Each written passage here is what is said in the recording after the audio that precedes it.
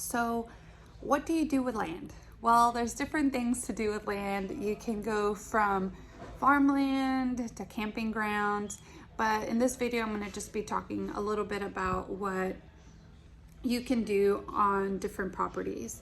And so the first thing is that people are wanting land for is for off-grid living. That has become more popular recently due to COVID, elections, different things, skyrocketing prices. And so people are starting to get into off-grid living. They don't want to have any debt.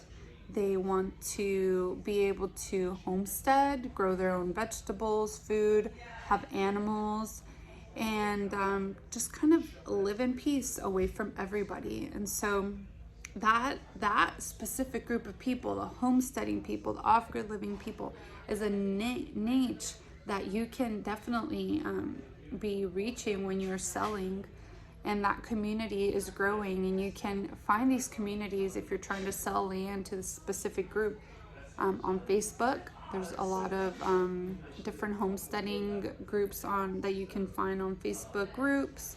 You can Google it on YouTube. You know, they have their YouTube channels, which gives you access to other people. And so that is one of the things that is very niche about land.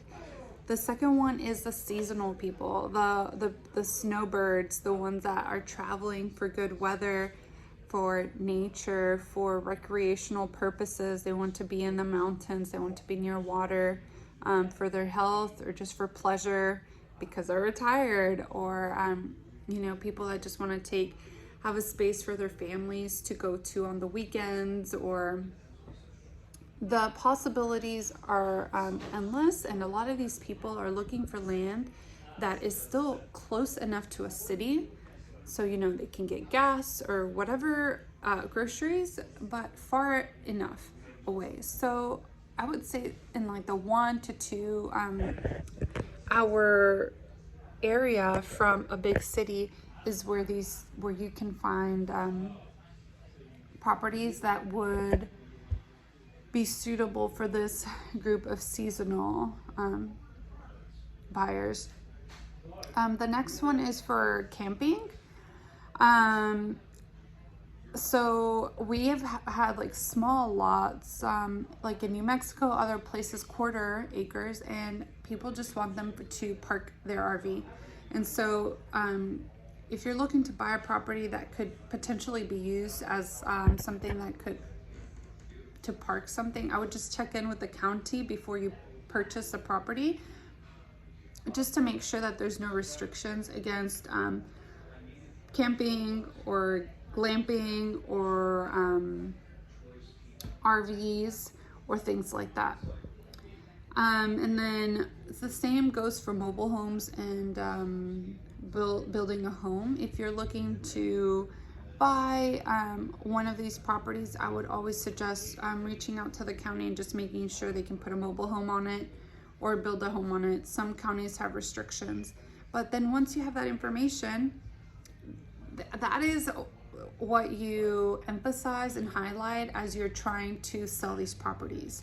You emphasize that you can build a mobile home on here. And there's even mobile home companies that will partner with you. So they'll take care of the mobile home part, and you do the land, and then once their sale goes through, you both get paid. So that's another option. And then the last part that is just reaching the person that just wants an investment, and then you show them the value of like why you should invest in this, and then showing the value of why you want to invest in this specific property is good for those people that are more investment minded. For those, we had a lady she was 29, she was about to turn 30, and she bought a property from us because on her bucket list, she wanted to own land before she turned 30.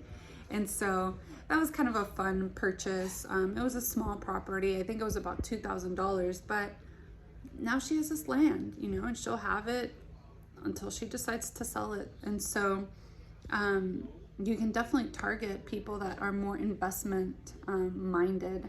I would say most of the people that are most invested minded are a little older. They're getting closer to retiring, and so, or retired, and so they're thinking they want space and they have some money to work with.